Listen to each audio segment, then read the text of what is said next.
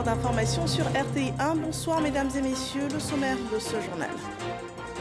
Le chef de l'État reçoit les condoléances de son homologue congolais Denis Sassou Nguesso, un message porté par Émile Wosso, ministre congolais de l'équipement et de l'entretien routier. L'expression de la compassion et du soutien du peuple du Congo a été adressée à Alassane Ouattara et à l'ensemble des Ivoiriens. Les forces vives de la nation sont à pied d'œuvre pour réussir les cérémonies en hommage au défunt Premier ministre Ahmed Bakayoko, disparu le 10 mars dernier. Plusieurs personnalités d'ici et du monde sont attendues en Côte d'Ivoire. À San Pedro, bientôt, la ville sera ville verte et intelligente. Le schéma directeur qui fera de cette ville une métropole côtière a été élaboré sur initiative du ministère de la Ville en tenant compte des enjeux économiques, environnementaux et ceux touchant à la mobilité urbaine. Bienvenue dans ce 23h. La disparition du Premier ministre Ahmed Bakayoko afflige également les autorités des pays amis de la Côte d'Ivoire. Ce mardi, une délégation de la République du Congo portait au président Alassane Ouattara un message de compassion et de soutien en cette douloureuse épreuve. Le ministre congolais Émile Wosso était l'émissaire du président Denis Sassou Nguesso. Il parle du cœur généreux du défunt Premier ministre. On écoute. Nous sommes venus envoyés par son Excellence M. Denis Sassou Nguesso, président de la République du Congo, pour porter un message à son ami et frère, son Excellence M. Alassane Ouattara, président de la République de Côte d'Ivoire. Et comme l'ambiance est au deuil, nous sommes venus donc porter notre soutien à la souffrance des dirigeants ivoiriens qui pleurent son digne fils qui a commencé un long et dernier voyage là où nous savons tous que nous irons tous. Donc c'est ces circonstances difficiles et malheureuses qui me meuvent même pendant que je parle, parce que le Premier ministre Ahmed Bakayoko était un homme de cœur qui aimait le pauvre comme le riche et qui a accompli sa tâche, et en cela il est accompli et tout est accompli pour lui. Excusez mon émotion, c'est un ami, c'est un frère, et c'est difficile de l'imaginer absent parmi nous aujourd'hui. Voilà, beaucoup d'émotions, difficile de trouver les mots pour parler de l'homme d'État qui était le Premier ministre Ahmed Bakayoko. À la primature, la République du Congo a encore exprimé sa compassion à l'égard de la Côte d'Ivoire qui perd son Premier ministre, un homme de valeur, de paix, de loyauté et de dialogue. Des qualificatifs inscrits dans le livre de condoléances ouvert pour la circonstance. C'est là l'expression de la peine partagée par le président Denis Sassou Nguesso, un message transmis par le vice-amiral Jean-Dominique Okamba, le secrétaire général du Conseil national de la sécurité de la République du Congo. D'autres personnalités sont attendues ici en Côte d'Ivoire, des personnalités de haut rang, notamment des chefs d'État et de gouvernement de la sous-région. Aux côtés de la Côte d'Ivoire, il s'apprête à rendre un ultime hommage au Premier ministre Ahmed Bakayoko, décédé le 10 mars dernier en fin d'après-midi. Ce jour, le président de la République du Ghana, Nana Akufo-Addo, est arrivé en terre ivoirienne.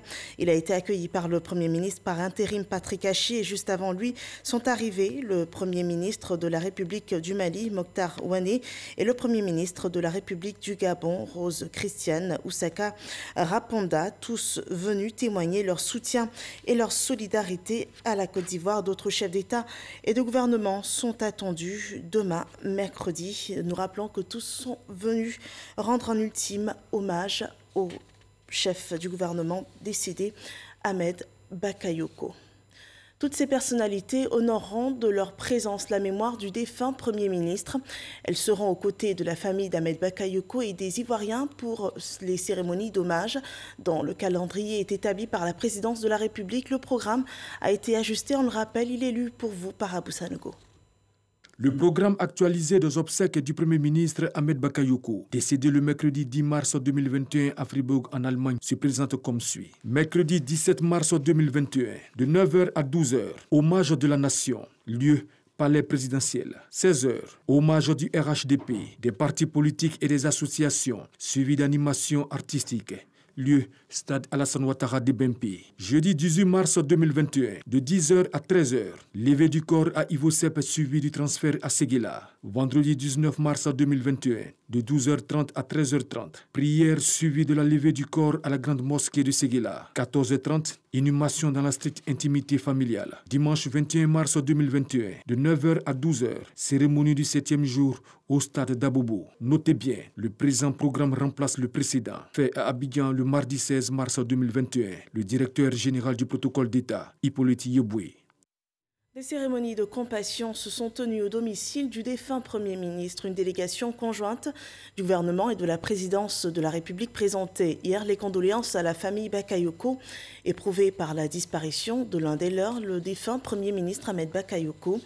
La délégation fut conduite par le ministre d'État, chef du gouvernement par intérim, Patrick Hachi. Nous en parlons avec Abou Sanogo. C'est dans une ambiance lourde que la délégation conjointe de la présidence de la République et du gouvernement, conduite par le Premier ministre par intérim Patrick Hachi, s'est rendue à la résidence du Premier ministre Ahmed Bakayoko pour exprimer sa compassion et toute sa solidarité à sa famille. La délégation a salué la mémoire d'un homme d'État, la disponibilité, le don de soi, le professionnalisme, l'esprit d'ouverture et la grande générosité de l'illustre disparu. La délégation conduite par Patrick Hachi a donc présenté ses condoléances à la famille Bakayoko et aux familles alliées, au Woroba, notamment au Bafing et au Béré en général et le Worodougou en particulier. Les mots ne suffisent pas pour rendre toute l'intense douleur qui étreint toute une nation, et en particulier ceux qui ont été au quotidien les collaborateurs du Premier ministre, que ce soit à la présidence ou dans le gouvernement.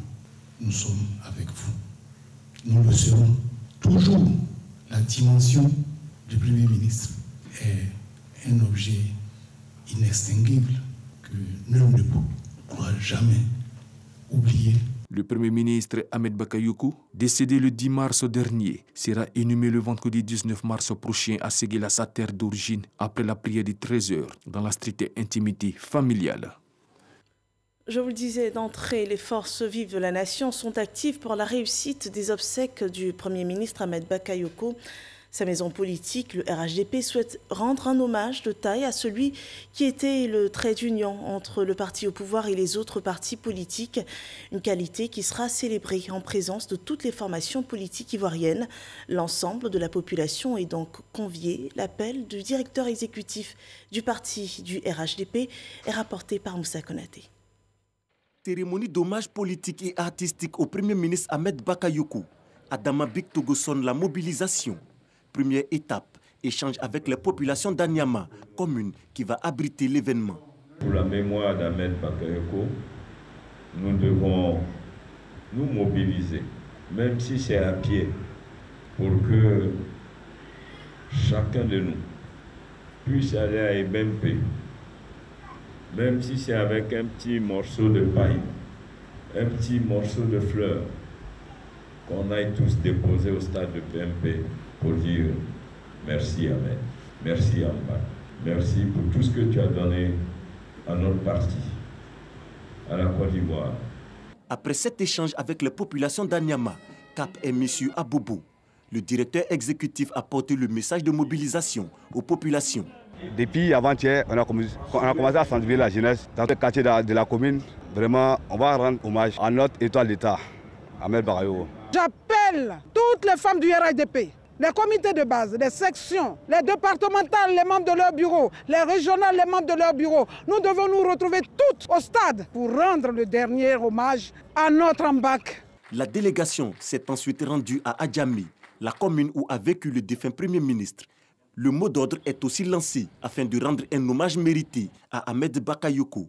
C'est un témoignage, c'est le rendez-vous entre ceux qui l'ont aimé et lui-même, mais c'est surtout le rendez-vous de la reconnaissance, de sa générosité et de sa disponibilité pour l'ensemble des Ivoiriens, quelles que soient leurs origines, leur religion. Ambak, c'était Ambak.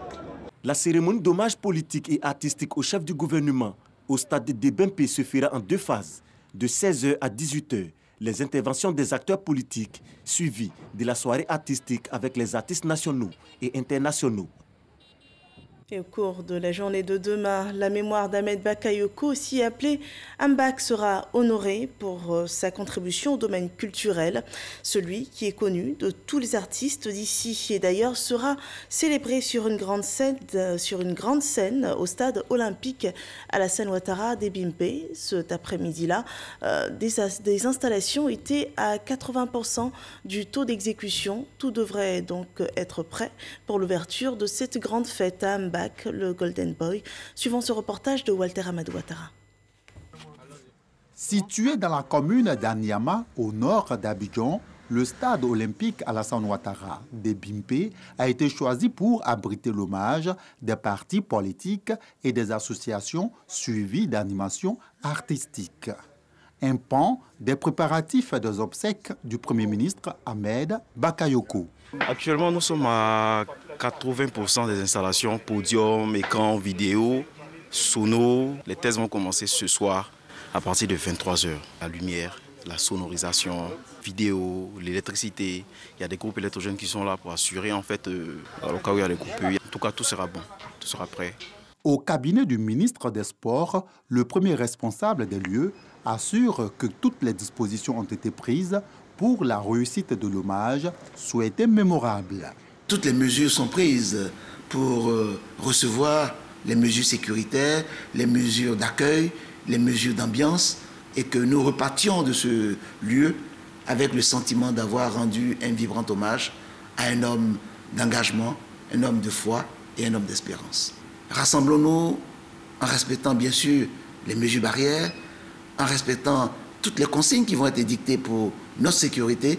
Les associations de jeunes sont impliquées à tous les niveaux afin de garantir la mobilisation. Nous demandons à toute la jeunesse d'être disciplinée demain pour aller rendre hommage à notre mère, de rester concentrés, de rester dans la logique de notre mère.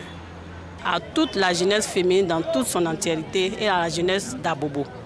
Et nous devons sortir massivement demain, mercredi, dès 6h, pour remplir le stade de Bimpe. Comme le Premier ministre n'a jamais su faire la différence entre les jeunes des différents partis politiques, c'est comme ça que les jeunes sortiront. Peu importe leur appartenance religieuse, peu importe là où ils vivent, ils sortiront, oui, encore une fois, pour démontrer aux yeux du monde que oui, ils aiment leur mère et que c'est pour eux une manière de lui dire, monsieur le maire, cher père, cher guide, cher parrain, voilà, nous vous aimons, vous demeurez à jamais en nous. Du côté de la chapelle politique, de l'illustre disparu, le RHDP, on invite également à l'ordre et à la discipline. La jeunesse doit continuer de donner le bon exemple, tant prôné par Ahmed Bakayoko. Nous avons une population de 2 millions d'habitants et on a une jeunesse de près de 85%. Je voudrais que cette jeunesse sorte nombreuse pour envahir le stade et Bimpe. Sa politique au niveau d'Abobo, c'était autour de la culture, les arts et le sport. Or, tous ces éléments représentent la jeunesse. Abobo, c'est la commune de la paix. Abobo, c'est la commune de la cohésion. Abobo, nous avons appris à faire de grands événements ici, dans la discipline. Et c'est ce que nous allons démontrer encore une fois. Rappelons que le stade olympique Alassane Ouattara d'Ebimpe a une capacité d'au moins 60 000 places. Voilà, on voit bien la jeunesse s'investit pour rendre un ultime hommage à Ahmed Bakayoko. Il n'était pas que l'homme politique ou l'ami des stars, il était aussi l'ami de tout le monde, l'homme du peuple. Il avait l'art d'intégrer tous les milieux. Chose surprenante, l'enfant du Worodougou était aussi membre de la génération d'Ougbo Agman, qui a ses marques dans le village Abata de la commune de Majerville. Ses congénères lui rendent hommage dans la pure tradition à Tchan, suivant ce récit de Didier Nguessin. La danse guerrière à Tchan pour honorer un congénère, Ahmed Bakayoko. L'illustre disparu appartenait à la génération d'Ougbo Agban d'Abata Village depuis le début des années 2000. Cet hommage est un devoir mémoriel Et les témoignages sont à la hauteur de la libéralité dont faisait preuve le Premier ministre. Il était un homme vraiment soucieux de l'état des femmes. Parce que Ahmed Bakayoko voulait que la femme africaine, la femme ivoirienne sorte de la pauvreté. Mais comment? À travers son fonds Mayama, un fonds qu'il a mis à la disposition des femmes pour pouvoir entreprendre. C'est un modèle pour nous, un modèle pour la jeunesse parce qu'il a tracé les signaux de la réussite de la jeunesse. Il a fait comprendre à la jeunesse que ce pays-là doit appartenir à la jeunesse demain. Cet héritage-là, nous allons le garder précieusement. Après s'être recueilli devant le portrait mortuaire, le chef du village, Yacinto Djomo, et sa suite ont donné de la voix dans la plus tradition Atchon, de même que le député maire de Benjerville. C'était quelqu'un qui parlait avec passion du village d'Abata. C'est un fils véritable qui part. Et le cœur est meurtri. Et ce que nous sommes en train de faire, c'est petit par rapport à ce qu'il représente pour nous. Et voilà le sens, voilà nos pleurs, voilà nos craintes. Mais le reste appartient à Dieu. C'est lui qui a donné, c'est lui qui reprend. La Côte d'Ivoire paie, un homme d'État, un homme de mission, un homme de devoir. Et aujourd'hui, Abata ne peut pas rester en marge parce qu'Abata aussi perd son fils. Et grâce à Ahmed Bakayoko, ce village est en train de sortir de sa léthargie. Il était important pour nous aussi de venir apporter notre pierre à la compassion de l'État de Côte d'Ivoire. À l'homme de culture qu'était le Premier ministre, ces artistes ont écrit et porté en mélodie des chansons en sa mémoire. Seigneur mon Dieu. Voilà, Ahmed Bakayoko, homme de tous les milieux. Il était par-dessus tout l'homme d'État, Premier ministre, chef du gouvernement, ministre de la Défense. Il a aussi conduit le gouvernement ivoirien durant 8 mois. 6 jours après sa disparition, la rédaction s'interroge sur son bilan économique.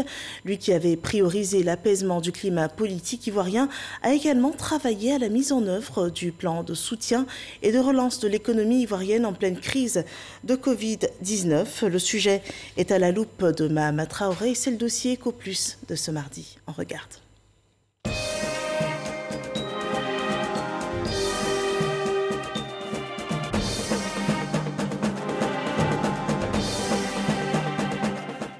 « 22 septembre 2020, le Premier ministre Ahmed Bakayoko échange avec le patronat ivoirien et la Chambre de commerce et d'industrie à la primature. Suivra le 5 octobre une autre rencontre avec les fêtières des PME.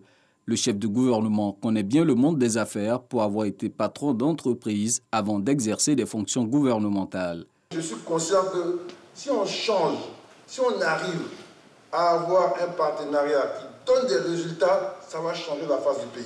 Si Ahmed Bakayoko mise tant sur le partenariat renforcé, c'est parce qu'il a pleinement conscience du rôle de moteur de la croissance qu'incarne le secteur privé avec une part de 60% de l'investissement national et plus de 80% des emplois créés. Et pour matérialiser ce partenariat renforcé, il actionne le cadre de concertation État-secteur privé à l'effet d'étudier l'ensemble des préoccupations. Elle se résume entre autres au décaissement des lignes de crédit mises à la disposition des entreprises pour la riposte à la Covid-19, le paiement des crédits d'impôt, de la dette intérieure et de l'accès des entreprises nationales au marché public. Dans ce dialogue bipartite, les hommes d'affaires sont tout de suite impressionnés par l'effet de la méthode AMBAC. Quand vous dites ce que vous voulez, il attend de vous des solutions. Et quand vous proposez des solutions, immédiatement, quand ça va dans son sens, ou quand il trouve que ça peut avoir un impact sur d'abord les PME elles-mêmes, sur la Côte d'Ivoire, sur l'économie, automatiquement, il réagit. Il était spontané. Le Premier ministre nous avait présenté une approche pragmatique et une volonté d'apporter des réponses concrètes aux préoccupations du secteur privé. Pragmatique, homme de résultats, au bout de quelques semaines d'échanges, les lignes commencent à bouger dans le bon sens pour le monde des affaires. La gestion du fonds Covid, il y avait quelques retards, tout, il a dit qu'il en faisait son affaire. Il a donné un coup de fouet, justement, au règlement de ces fonds vis-à-vis des PME, secteur privé, et on est passé très rapidement de 5 milliards en un temps record à 10 milliards. Et ensuite, vers la fin, on était à plus de 25 milliards. Nous avons vu la volonté du Premier ministre Ahmed Bakayoko de réactiver de manière concrète, de manière efficace, le dialogue État-secteur privé. C'est grâce à ces rencontres que nous avons pu sortir de la situation de blocage du remboursement de crédits de TVA que les entreprises connaissaient depuis un certain temps. Soucieux de l'amélioration du climat des affaires, Ahmed Bakayoko conduit en parallèle la politique économique du pays. Dans un contexte de récession de l'économie mondiale due à la crise sanitaire, la tâche fut pour le moins aisée, le défi étant de maintenir la dynamique de croissance que connaît le pays depuis 2011. On a confirmé un taux de croissance économique en 2020 de 1,8%. Et nous avons également un niveau d'inflation qui est maîtrisé, qui est en deçà de 3%. Et ça, c'est la norme au niveau de l'UEMOA. Nous avons un niveau d'endettement qui est également maîtrisé à fin décembre 2020. Nous avons un taux d'endettement qui tourne autour de 48%, ce qui est très en deçà de la norme communautaire qui est de 70%. Au niveau de déficit budgétaire, nous avons eu une baisse de recettes et dans le même temps, nous avons un accroissement des dépenses. Cela a entraîné un déficit un peu plus important qui est autour de 5,9%. En plus de la récession évitée, le gouvernement d'Ahmed Bakayoko engage une levée de fonds sur les marchés financiers internationaux à travers 2 émissions d'eurobonds réussies. Ce sont des opérations qui sont soldées par des résultats exceptionnels parce que nous avons eu des taux vraiment considérés comme inédits au niveau du continent africain. Pour la première levée du mois de novembre, nous avons obtenu un taux de 5%. Pour la deuxième levée au mois de janvier, c'était 4,3%, ce qui montre quand même que nous avons un crédit important auprès des investisseurs internationaux. Après l'élection présidentielle et les législatives, le chef du gouvernement prévoyait de se focaliser sur les questions économiques, notamment l'essor du secteur privé national. Nous avons abordé avec lui les principaux chantiers sur lesquels nous souhaitons connaître des avancées avec le gouvernement. Il s'agit du chantier de la promotion des champions nationaux. Il s'agit du chantier de la transformation structurelle de notre pays par l'industrialisation. Il s'agit de la question de la dette intérieure. Et donc sur ces grands dossiers, nous avions pris rendez-vous avec le Premier ministre. Nous avons avec lui de grands projets, l'entrepreneuriat pour tous. C'est un programme que nous étions en train de regarder. La problématique du rayonnement des PME ivoiriennes dans la sous-région. Et l'un de ses points forts, c'était de dire que les PME doivent s'unir, doivent parler d'une voix. À partir de ce moment, vous pouvez faire de belles choses. Le Premier ministre Ahmed Bakayoko n'avait pas le profil de technocrate ou d'économiste chevronné comme ses prédécesseurs, mais il savait les clés du succès économique pour un pays comme la Côte d'Ivoire. Sa disparition survenue le 10 mars dernier laisse donc un goût de symphonie inachevé. Voilà, pragmatique et concret, Ahmed Bakayoko a donc marqué la vie économique ivoirienne par ses méthodes. Un dossier de Mahama Traoré à revoir sur rti.info. Et nous revenons sur les préparatifs des obsèques du défunt Premier ministre. Dans 48 heures, la ville de Séguéla accueillera la dépouille mortelle du fils du Woroba. La ville, en attendant, est en pleine ébullition. De grands travaux de réhabilitation ont été entrepris pour mettre à neuf le tout Séguéla, la terre natale d'Ahmed Bakayoko. Les observations de Soro Corona. Les alentours et l'intérieur du stade Losséni Soumaoro de Séguéla connaissent des travaux. C'est ce site qui va abriter la veillée des prières religieuses du jeudi, l'hommage et la présentation des condoléances des différentes régions le vendredi. La grande mosquée de Séguéla est investie par les jeunes pour son toilettage. Les peintres sont à l'œuvre pour lui donner une fière allure. Des bâtiments administratifs et privés reçoivent aussi des coups de peinture. L'éclairage public est passé au peigne fin. L'héliport connaît aussi des travaux. Bref, Séguéla fait son toilettage pour recevoir la dépouille mortelle de son illustre fils et les délégations nationales et internationales. Le préfet des régions visite ces différents sites pour voir le taux d'exécution des travaux engagés. L'aéroport, évidemment, qui va servir à l'accueil du chef de l'État, et la dépouille aussi. Il y a le site de la mosquée, la grande mosquée. La prière mortuaire va se faire. Au stade Losséni Soumaoro, où nous nous trouvons ce matin, va abriter la cérémonie d'hommage des populations de l'ensemble du pays. On a constaté au terme de cette visite de terrain que les travaux avancent très bien. Je dirais même que les travaux sont à plus de 80% de taux de réalisation, notamment en ce qui concerne l'aéroport. C'était notre grosse inquiétude parce que là-bas déjà il y avait des travaux même en temps normal. Donc naturellement on était très préoccupés par ce site.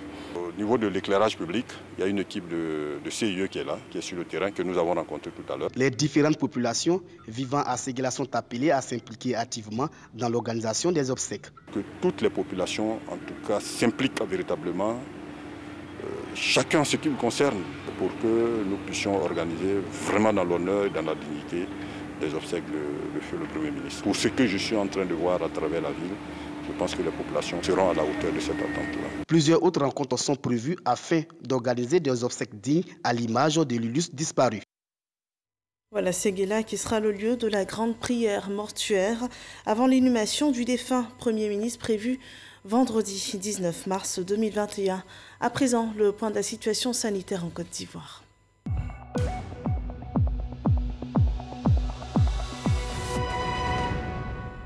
Le coronavirus circule encore. Attention, ce 16 mars, 212 nouveaux cas de Covid-19 sont enregistrés. Les autorités sanitaires notent également 495 nouvelles personnes guéries et un cas de décès. Le ministère de la Santé et de l'Hygiène publique enregistre ainsi à ce jour 38 120 cas confirmés de Covid-19, parmi lesquels 35 111 personnes ont été déclarées guéries, 214 personnes sont décédées et 2795 personnes restent encore porteuses du virus.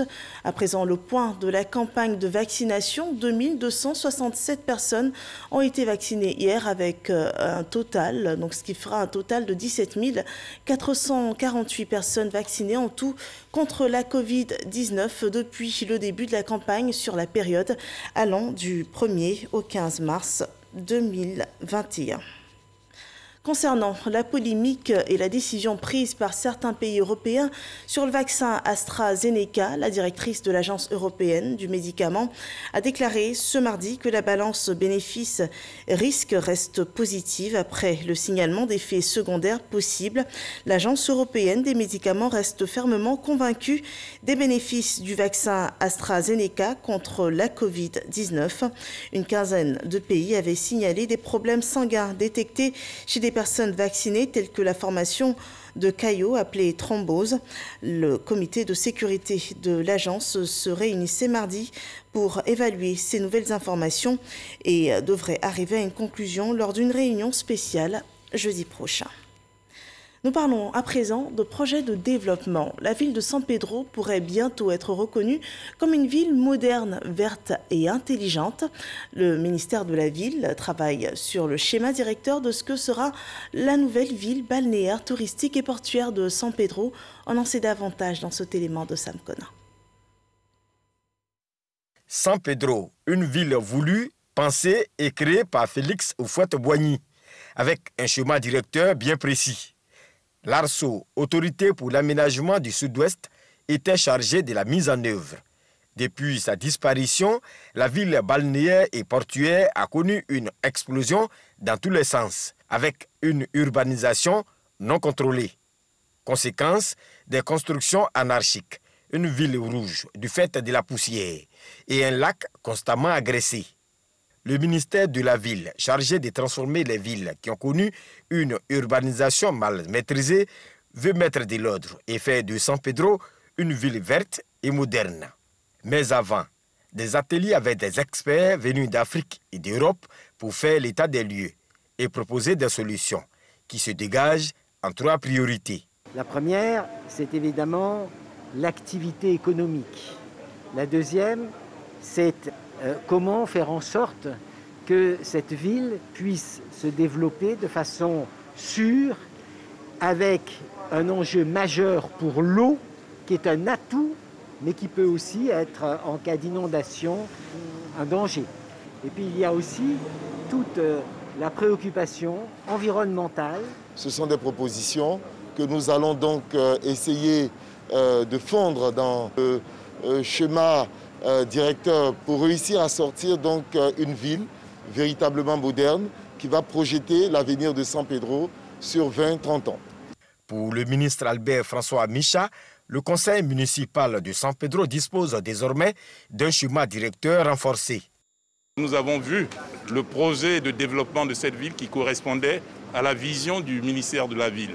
Nous pouvons dire que le maire de San Pedro dispose à présent d'un outil qui lui permet de voir le développement de sa ville et partant de là, le développement de la région.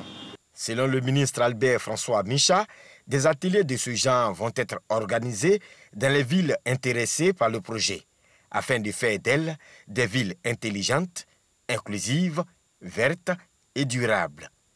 Voilà, San Pedro, future métropole côtière avec de grandes capacités.